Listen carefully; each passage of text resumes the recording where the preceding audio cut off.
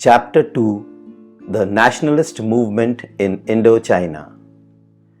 Vietnam gained formal independence in 1945 before India, but it took another 3 decades of fighting before the Republic of Vietnam was formed. This chapter on Indo-China will introduce you to one of the important states of the peninsula, namely Vietnam. Nationalism in Indochina developed in a colonial context.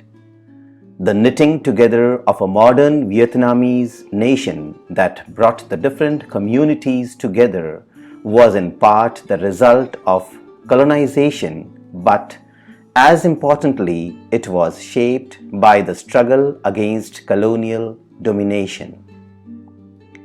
If you see the historical experience of Indochina in relation to that of India, you will discover important differences in the way colonial empires functioned and the anti-imperial movement developed. By looking at such differences and similarities, you can understand the variety of ways in which nationalism has developed and shaped the contemporary world. Emerging from the shadow of China.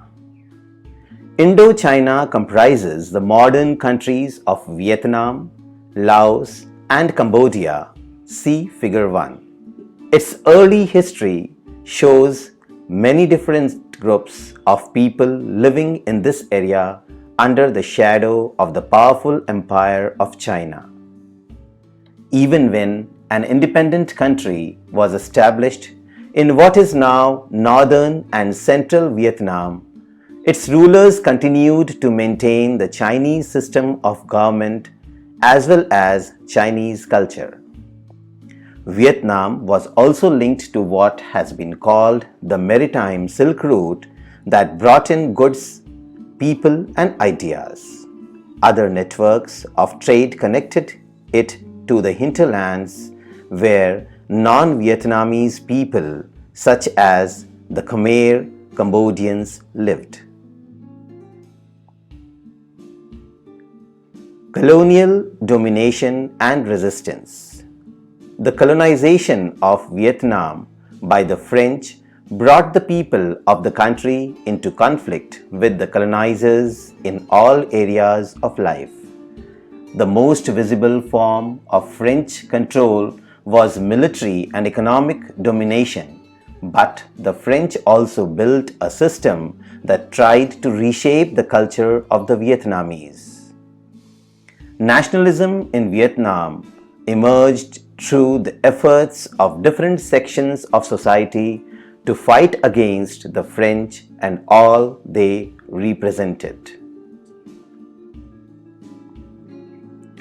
French troops landed in Vietnam in 1858, and by the mid-1880s they had established a firm grip over the northern region. After the Franco-Chinese War, the French assumed control of Tonkin and Annam, and in 1887, French Indochina was formed. In the following decades, the French sought to consolidate their position, and people in Vietnam began reflecting on the nature of the loss that Vietnam was suffering. Nationalist resistance developed out of this reflection. The Mekong River engraving by the French exploratory force in which Garnier participated. Exploring and mapping rivers was part of the colonial enterprise everywhere in the world. Colonizers wanted to know the route of the rivers, their origin, and the terrain they passed through. The rivers could then be properly used for trade and transport. During these explorations, innumerable pictures and maps were produced. The famous blind poet Dien Dien Bien Phu, 1822 to 1888, bemoaned what was happening to his country. I would rather face eternal darkness than see the faces of traitors. I would rather see no man than encounter one man's suffering. I would rather see nothing than witness the dismembering of the country in decline. Why the French thought colonies necessary? Colonies were considered essential to supply natural resources and other essential goods. Like other Western nations, France also thought it was the mission of the advanced European countries to bring the benefits of civilization to backward peoples. The French began by building canals and draining lands in the Mekong Delta to increase cultivation. The vast system of irrigation works, canals, and earthworks, built mainly with forced labor, increased rice production and allowed the export of rice to the international markets. The area under rice cultivation went up from 274,000 hectares in 1873 to 1.1 million hectares in 1900 and 2.2 million in 1930. Vietnam exported 2/3 of its rice production and by 1931 had become the third largest exporter of rice in the world. This was followed by infrastructure projects to help transport goods for trade, move military garrisons, and control the entire region. Construction of a trans-Indo-China rail network that would link the northern and southern parts of Vietnam and China was begun. The final link with Yunnan in China was completed by 1910. The second line was also built, linking Vietnam to Siam, as Thailand was then called, via the Cambodian capital of Phnom Penh.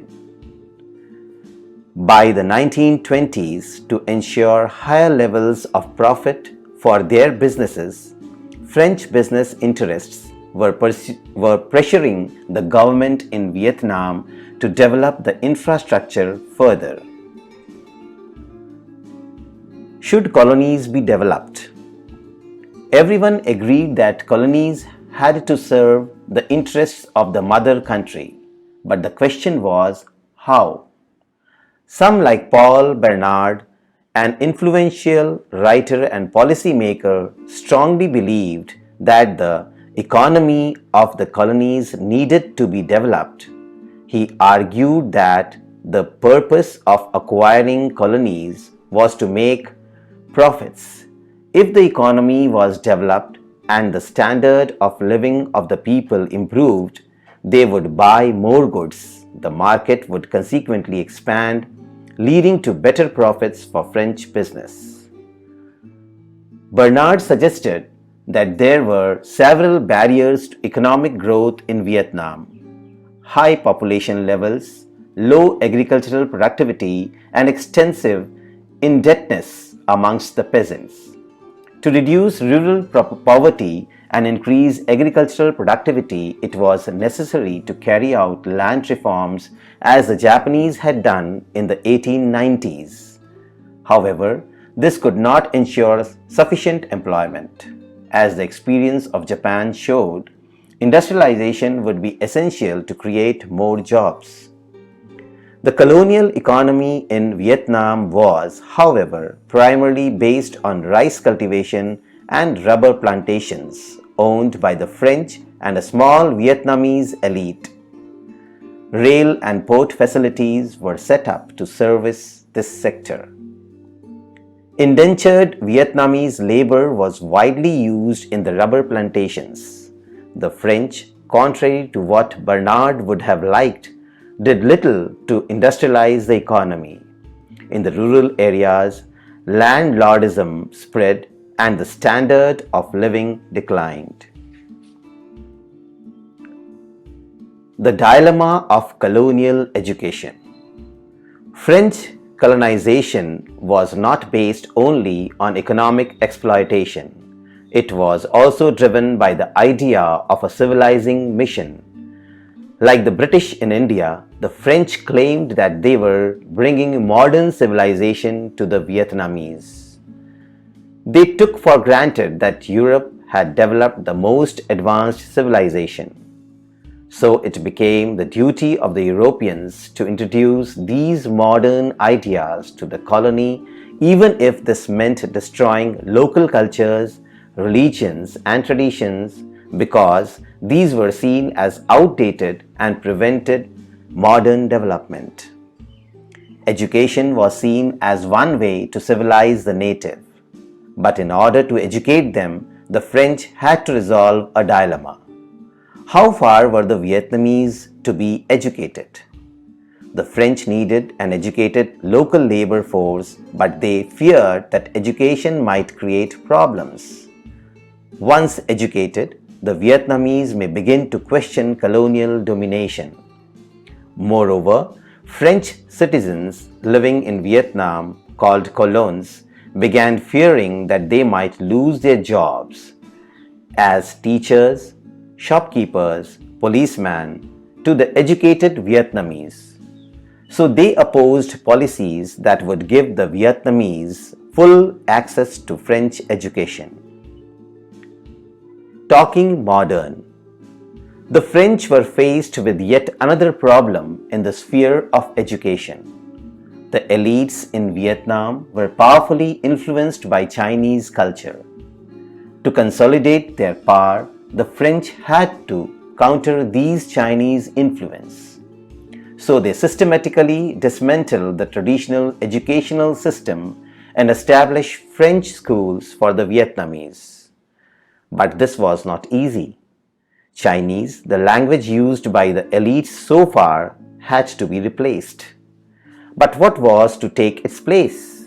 Was the language to be Vietnamese or French? There were two broad opinions on this question. Some policymakers emphasized the need to use the French language as the medium of instruction. By learning the language, they felt, the Vietnamese would be introduced to the culture and civilization of France. This would help create an Asiatic France solidly tied to European France. The educated people in Vietnam would respect French sentiments and ideals, see the superiority of French culture, and work for the French. Others were opposed to French being the only medium of instructions. They suggested that Vietnamese be taught in lower classes and French in the higher classes. The few who learned French and acquired French culture were to be rewarded with French citizenship. However, only the Vietnamese elite, comprising a small fraction of the population, could enroll in the schools, and only a few among those admitted ultimately passed the school leaving examination. This was largely because of a deliberate policy of failing students, particularly in the final year, so that they could not qualify for the better paid jobs. Usually, as many as 2/3 of the students failed. In 1925, in a population of 17 million, there were less than 400 who passed the examination. School textbooks glorified the French and justified colonial rule. The Vietnamese were represented as primitive and backward, capable of manual labor but not of intellectual reflection. They could work in the fields but not rule themselves. They were skilled copyists but not creative. School children were told that only French rule could ensure peace in Vietnam. Since the establishment of French rule, the Vietnamese peasant no longer lives in constant terror of pirates. Calm is complete, and the peasant can work with a good heart. Looking modern. The Tonkin Free School was started in 1907 to provide a Western-style education. This education included classes in science, hygiene, and French. These classes were held in the evening and had to be paid for separately. The school's approach to what it means to be modern is a good example of the thinking prevalent at that time. It was not enough to learn science and Western ideas to be modern. The Vietnamese had to also look modern. The school encouraged the adoption of Western styles such as having a short haircut. For the Vietnamese, this meant a major break with their own identity since they traditionally kept long hair. To underline the importance of a total change, there was even a hair-cutting chant. Comb in the left hand, scissors in the right, snip, snip, clip, clip. Watch out, be careful, drop stupid practices, dump childish things, speak openly and frankly, study Western customs. Resistance in schools. Teachers and students did not blindly follow the curriculum. Sometimes there was open opposition, at other times there was silent resistance. As the numbers of Vietnamese teachers increased in the lower classes, it became difficult to control what was actually taught. While teaching, Vietnamese teachers quietly modified the text and criticized what was stated. In 1926, a major protest erupted in the Saigon Native Girls' School. A Vietnamese girl sitting in one of the front seats was asked to move to the back of the class and allow a local French student to occupy the front bench. She refused. The principal, also a Colon, French people in the colonies, expelled her. When angry students protested, they too were expelled, leading to a further spread of open protests. Seeing the situation getting out of control, the government forced the school to take the students back. The principal reluctantly agreed but warned the students, "I will crush all Vietnamese under my feet.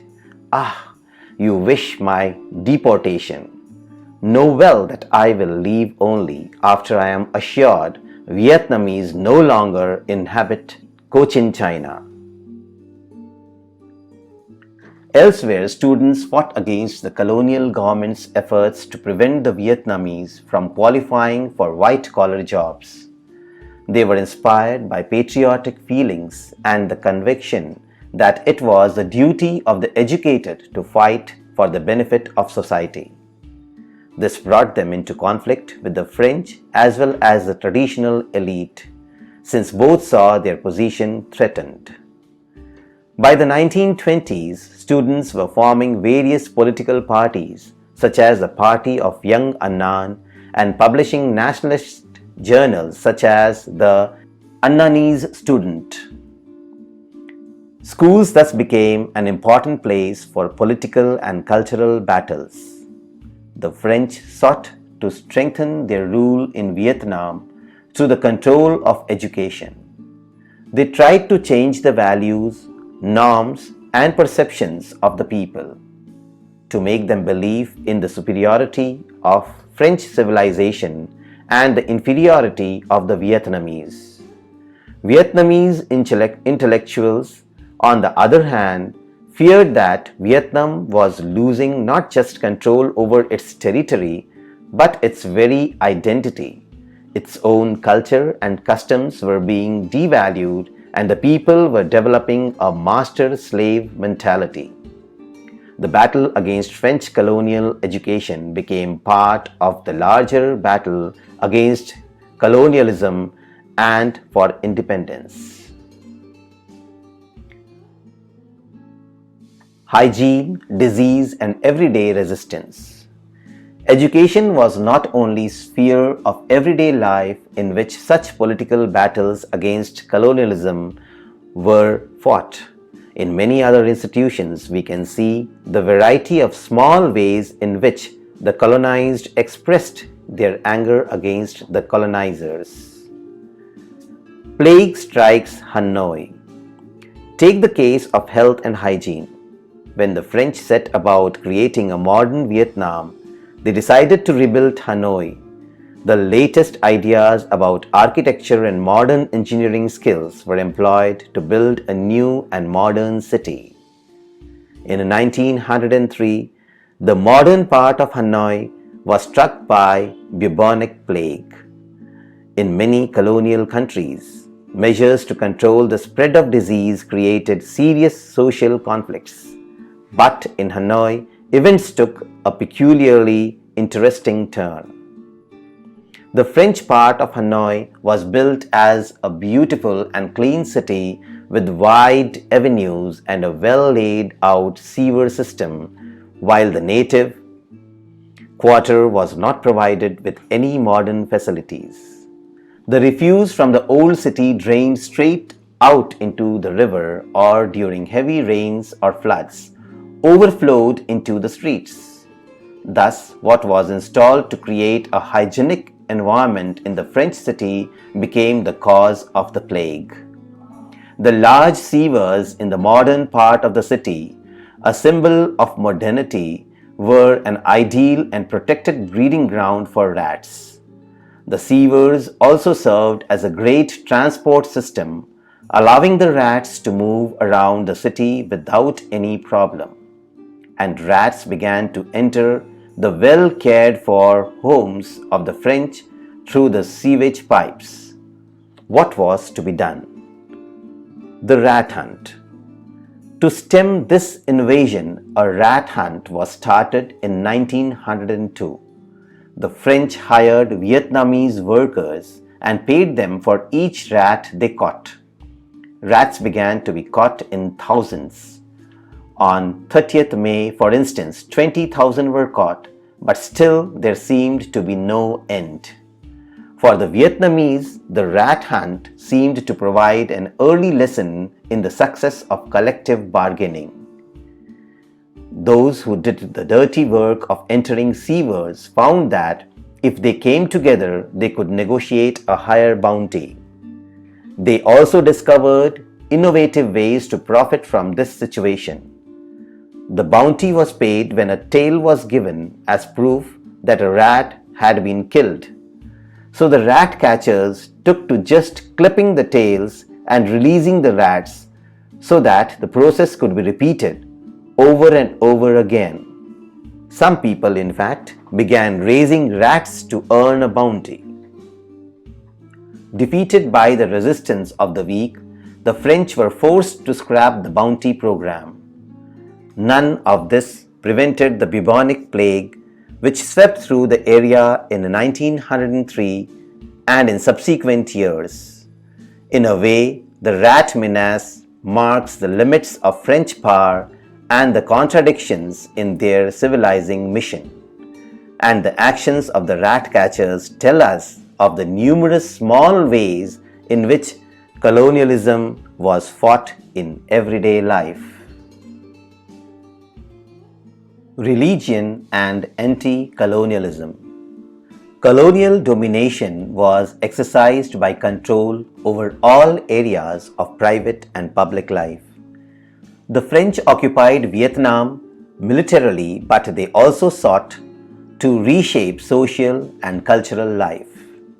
While religion played an important role in strengthening colonial control, it also provided ways of resistance. Let us consider how this happened. Vietnam's religious beliefs were a mixture of Buddhism, Confucianism, and local practices.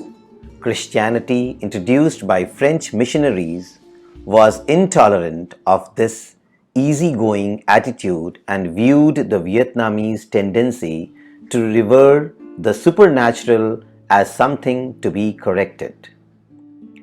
From the 18th century, many religious movements were hostile to the Western presence. An early movement against French control and the spread of Christianity was the Scholars Revolt in 1868.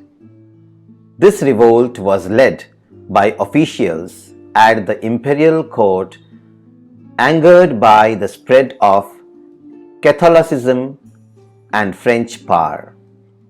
They led a general uprising in Guian and Ha Tinh provinces where over 1,000 Catholics were killed. Catholic missionaries had been active in winning converts since the early 17th century, and by the middle of the 18th century had converted some 3 lakh. The French crushed the movement, but this uprising served to inspire other patriots to rise up against them. The elites in Vietnam were educated in Chinese and Confucianism, but religious beliefs among the peasantry were shaped by a variety of syncretic traditions that combined Buddhism and local beliefs. There were many popular religions in Vietnam that were spread by people who claimed to have seen a vision of God. Some of these religious movements supported the French, but others inspired movements against colonial rule. One such movement was the Hoa Hao. It began in 1939 and gained great popularity in the fertile Mekong Delta area. It drew on religious ideas popular in anti-French uprisings of the 19th century. The founder of Hoa Hao was a man called Hun Phu So. He performed miracles and helped the poor. His criticism against useless expenditure had a wide appeal. He also opposed the sale of child brides, gambling, and the use of alcohol and opium. The French tried to suppress the movement inspired by Hun Phu So. The French tried to suppress the movement inspired by Hun Phu So. They declared him mad, called him the Mad Bonze, and put him in a mental asylum. Interestingly, the doctor who had to prove him insane became his follower, and finally, in 1941, even the French doctors declared that he was sane. The French authorities exiled him to Laos and sent many of his followers to concentration camps. Movements like this always had a contradictory relationship with mainstream nationalism. Political parties often drew upon their support, but were uneasy about their activities. They could neither control or discipline these groups, nor support their rituals and practices. Yet the significance of these movements in arousing anti-imperialist sentiments should not be underestimated. The vision of modernization. French colonialism was resisted at many levels and in various forms. But all nationalists had to grapple with one set of questions. What was it to be modern? What was it to be nationalist?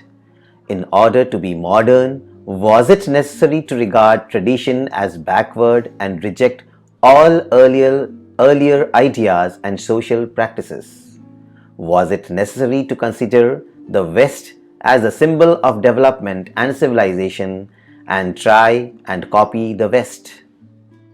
Different answers were offered to such questions.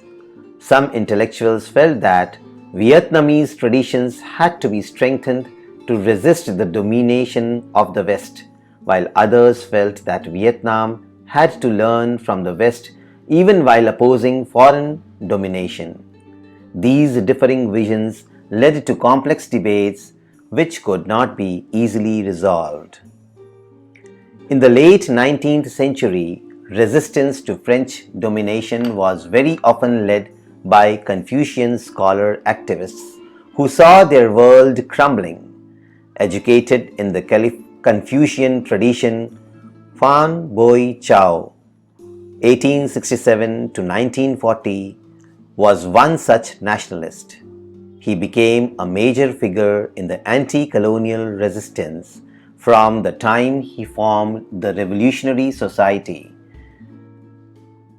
Dui Tan Hui in 1903 with Prince Guang De as the head. Phan Boi Chow met the Chinese reformer Liang Qichao 1873 to 1929 in Yokohama in 1905. Phan's most influential book, The History of the Loss of Vietnam, was written under the strong influence and advice of Qichao. It became a widely read bestseller in Vietnam and China and was even made into a play. The book focuses on two connected themes: the loss of sovereignty and the severing of ties with China, ties that bound the elites of the two countries within a shared culture. It is this double loss that Phan laments, a lament that was typical of reformers from within the traditional elite. Other nationalists strongly differed with Phan Boi Chow. One such was Phan Chu Trin, 1871 to 1926. He was intensely hostile to the monarchy and opposed to the idea of resisting the French with the help of the court. His desire was to establish a democratic republic. Profoundly influenced by the democratic ideals of the West, he did not want a wholesale rejection of Western civilization. He accepted the French revolutionary ideal of liberty but charged the French for not abiding by the ideal. He demanded that the French set up legal and educational institutions and develop agriculture and industries. Other ways of becoming modern: Japan and China. Early Vietnamese nationalists had a close relationship with Japan and China. They provided models for those looking to change, a refuge for those who were escaping French police, and a location where a wider Asian network of revolutionaries could be established. In the first decade of the 20th century, a Go East movement became popular. In 1907 to 1908, some 300 Vietnamese students went to Japan to acquire modern education. For many of them, the primary objective was to drive out the French from Vietnam, overthrow the puppet emperor, and re-establish the Nguyen dynasty that had been deposed by the French. These nationalists looked for foreign arms and help. They appealed to the Japanese as fellow Asians. Japan had modernized itself and had resisted colonization by the West. Besides, its victory over Russia in 1907 proved its military capabilities.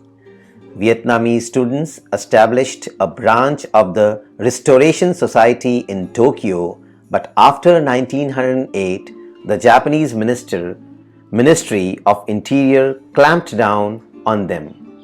Many, including Phan Boi Chow, were deported and forced to seek exile in China and Thailand.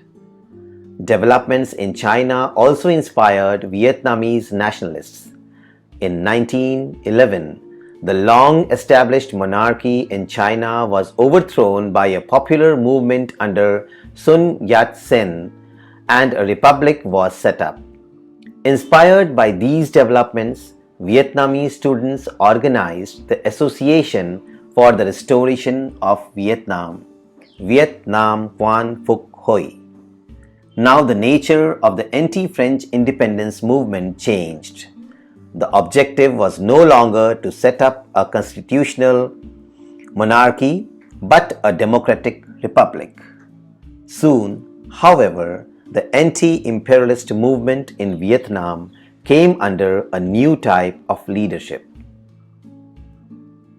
The Communist Movement and Vietnamese Nationalism. The Great Depression of the 1930s had a profound impact on Vietnam. The prices of rubber and rice fell, leading to rising rural deaths, unemployment, and rural uprisings, such as in the province of Nghệ An and Ha Tin. These provinces were among the poorest, had an old radical tradition, and have been called the electrical fuses of Vietnam. When the system was under pressure, they were the first to blow. The French put these uprisings down with great severity, even using planes to bomb demonstrators. In February 1930, Ho Chi Minh brought together competing nationalist groups to establish the Vietnamese Communist Vietnam Cong San Dang Party, later renamed the Indo-Chinese Communist Party. He was inspired by the militant demonstrations of the European Communist parties. In 1940, Japan occupied Vietnam as part of its imperial drive to control Southeast Asia. So nationalists now had to fight against the Japanese as well as the French. The League for the Independence of Vietnam, Vietnam Doc Lap Dong Min, which came to be known as the Viet Minh, fought the Japanese occupation and recaptured Hanoi in September 1945. The Democratic Republic of Vietnam was formed and Ho Chi Minh became chairman. The new Republic of Vietnam. The new republic faced a number of challenges. The French tried to regain control by using the Emperor Bao Dai as their puppet. Faced with the French offensive, the Viet Minh were forced to retreat to the hills. After 8 years of fighting, the French were defeated in 1954 at Dien Bien Phu. The supreme French commander of the French armies, General Henry Navarre, had declared confidently in 1953 that they would soon be victorious. But on 7th May 1954, the Viet Minh annihilated and captured more than 16,000 soldiers of the French Expeditionary Corps. The entire commanding staff, including a general, 16 colonels, and 1,749 officers, were taken prisoner. In the peace negotiations in Geneva that followed the French defeat, the Vietnamese were persuaded to accept the division of the country. North and South were split. Ho Chi Minh and the Communists took power in the North, while Bao Dai's regime was put in power in the South. This division set in motion a series of events that turned Vietnam into a battlefield, bringing death and destruction to its people as well as the environment.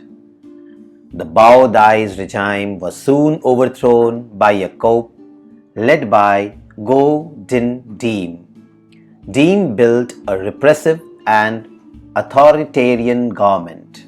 Anyone who opposed him was called a communist and was jailed and killed. Diem retained Ordinance 10, a French law that permitted Christianity but outlawed Buddhism. His dictatorial rule came to be opposed by a broad opposition united under the banner of the National Liberation Front. With the help of the Ho Chi Minh government in the north, the NLF fought for the reunification of the country. The US watched this alliance with fear. Worried about communists gaining power, it decided to intervene decisively, sending in troops and arms. The entry of the US into the war. US entry into the war marked a new phase that proved costly to the Vietnamese as well as to the Americans. From 1965 to 1972, over 34 lakhs 3,100 US services personnel served in Vietnam. 7,484 were women. Even though the US had advanced technology and good medical supplies, casualties were high. About 47,244 died in the battle and 3,03,704 were wounded. Of those wounded, 23,014 were listed by the Veterans Administration to be 100% disabled. This phase of struggle with the US was brutal. Thousands of US troops arrived equipped with heavy weapons and tanks and backed by the most powerful bombers of the time, B-52s. The widespread attacks and use of chemical weapons, napalm, Agent Orange, and phosphorus bombs destroyed many villages and decimated jungles. Civilians died in large numbers. The effect of the war was felt within the US as well. Many were critical of the government for getting involved in a war that they saw as indefensible. When the youth were drafted for the war, the anger spread. Compulsory service in the armed forces, however, could be waived for university graduates. This meant that many of those sent to fight did not belong to the privileged elite but were minorities and children of working class families. The US media and films played a major role in both supporting as well as criticizing the war. Hollywood made films in support of the war, such as John Wayne's Green Berets, 1968. This has been cited by many as an example of an unthinking propaganda film that was responsible for motivating many young men to die in the war. Other films were more critical as they tried to understand the reason for this war. John Ford Coppola's Apocalypse Now, 1979, reflected the moral confusion that the war had caused in the US. The war grew out of a fear among US policy planners that the victory of the Ho Chi Minh government would start a domino effect. Communist governments would be established in other countries in the area. They underestimated the power of nationalism to move people to action, inspire them to sacrifice their home and family, live under horrific conditions, and fight for independence. They underestimated the power of a small country to fight the most technologically advanced country in the world. The Ho Chi Minh Trail. The story of the Ho Chi Minh Trail is one way of understanding the nature of the war that the Vietnamese fought against the US. It symbolizes how the Vietnamese used their limited resources to great advantage. The trail, an immense network of footpaths and roads, was used to transport men and materials from the north to the south. The trail was improved from the late 1950s, and from 1967, about 20,000 North Vietnamese troops came south each month on this trail. The trail had support bases and hospitals along the way. In some parts, supplies were transported in trucks, but mostly they were carried by porters who were mainly women. These porters carried about 25 kilos on their backs or about 70 kilos on their bicycles.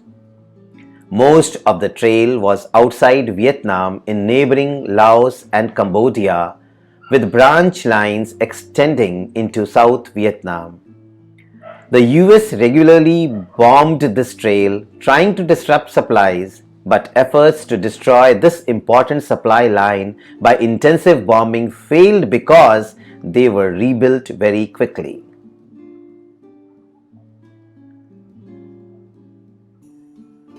The nation and its heroes. Another way of looking at social movements is to see how they affect different groups in society. Let us see how the roles of women were specified in the anti-imperialist movement in Vietnam and what that tells us about nationalist ideology. Women as rebels. Women in Vietnam traditionally enjoyed greater equality than in China, particularly among the lower classes, but they had only limited freedom to determine their future and played no role in public life. As the nationalist movement grew, the status of women came to be questioned and a new image of womanhood emerged.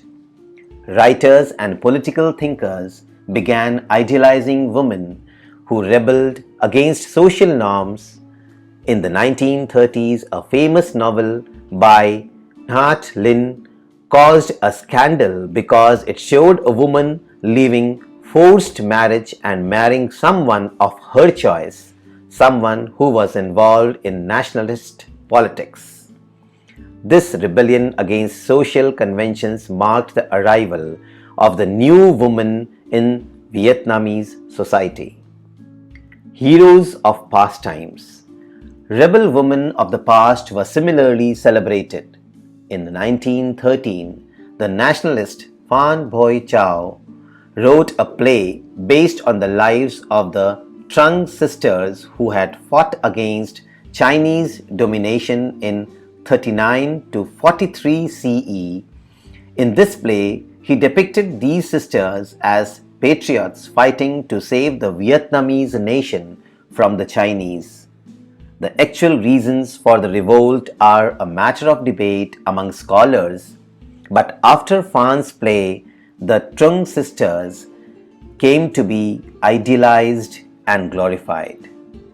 They were depicted in paintings, plays, and novels as representing the indomitable will and the intense patriotism of the Vietnamese. We are told that they gathered a force over 30,000, resisted the Chinese for 2 years, and when ultimately defeated, they committed suicide instead of surrendering to the enemy. Other women rebels of the past were part of the popular nationalist lore. One of the most venerated was Trieu Au, who lived in the 3rd century CE. Orphaned in childhood, she lived with her brother. On growing up, she left home, went into the jungles, organized a large army, and resisted Chinese rule. Finally, when her army was crushed, she drowned herself. She became a sacred figure, not just a martyr who fought for the honor of the country. Nationalists popularized her image to inspire people to action. Women as warriors. In the 1960s, photographs in magazines and journals showed women as brave fighters. There were pictures of women militia shooting down planes. They were portrayed as young, brave, and dedicated. Stories were written to show how happy they felt when they joined the army and could carry a rifle. Some stories spoke of their incredible bravery in single-handedly killing the enemy. Nguyen Thi Duan, for instance, was reputed to have shot down a jet with just 20 bullets. Women were represented not only as warriors but also as workers. They were shown with a rifle in one hand and a hammer in the other. Whether young or old, women began to be depicted as selflessly working and fighting to save the country. As casualties in the war increased in the 1960s, women were urged to join the struggle in large numbers. Many women responded and joined the resistance movement. They helped in nursing the wounded, constructing underground rooms and tunnels, and fighting the enemy. Along the Ho Chi Minh Trail, young volunteers kept open 2,195 kilometers of strategic roads and guarded 2,500 key points. They built 6 airstrips, neutralized tens of thousands of bombs, transported tens of thousands of kilograms of cargo, weapons, and food, and shot down 15 planes. Between 1965 and 1975, of the 17,000 youth who worked on the trail, 70 to 80% were women. One military historian argues that there were 1.5 million women in the regular army, the militia, the local forces, and professional teams. Women in time of peace. By the 1970s, as peace talks began to get underway and the end of the war seemed near, women were no longer represented as warriors. Now the image of women as workers begins to predominate. They are shown working in agricultural cooperatives, factories, and production units rather than as fighters. The end of the war. The prolongation of the war created strong reactions even within the US. It was clear that the US had failed to achieve its objectives. The Vietnamese resistance had not been crushed. The support of the Vietnamese people for US action had not been won. In the meantime, thousands of young US soldiers had lost their lives, and countless Vietnamese civilians had been killed. This was a war that has been called the first television war. Battle scenes were shown on the daily news programs. Many became disillusioned with what the US was doing, and writers such as Mary McCarthy and actors like Jane Fonda even visited North Vietnam and praised their heroic defense of the country. The scholar Noam Chomsky called the war the greatest threat to peace, to national self-determination, and to international cooperation. The widespread questioning of government policy strengthened moves to negotiate an end to the war. A peace settlement was signed in Paris in January 1974. This ended conflict with the US, but fighting between the Saigon regime and the NLF continued. The NLF occupied the presidential palace in Saigon on 30th April 1975 and unified Vietnam. In Japan, Boi Chow and Chu Trin spent time together discussing their visions of Vietnamese independence and debating their differences. This is what Boi Chow later wrote about their discussions. Thereafter, over more than 10 days, he and I debated time and again, and our opinions were diametrically opposed. That is to say, he wished to overthrow the monarchy in order to create a basis for the promotion of popular rights. I, on the contrary, maintained that first the foreign enemy should be driven out, and after our nation's independence was restored, we could talk about other things. My plan was to make use of the monarchy, which he opposed absolutely. His plan was to raise up the people to abolish the monarchy, with which I absolutely disagreed. In other words, he and I were pursuing one and the same goal, but our means were considerably different. At Dien Bien Phu, the French were outwitted by Viet Minh forces. led by the General Vo Nguyen Giap, the French commander Navarre had not thought of all the problems he would face in the battle. The valley where French garrisons were located was flooded in the monsoon and the area was covered with bushes, making it difficult to move troops and tanks or trace the Viet Minh anti-aircraft guns hidden in the jungle. From their base in the hills, the Viet Minh surrounded the French garrisons in the valley below, digging trenches and tunnels to move without being detected. Supplies and reinforcements could not reach the besieged French garrison. The wounded French soldiers could not be moved, and the French airstrip became unusable because of continuous artillery fire. Dien Bien Phu became a very important symbol of struggle. It strengthened Viet Minh conviction in their capacity to fight powerful imperial forces through determination and proper strategy. Stories of the battle were retold in villages and other cities to inspire people.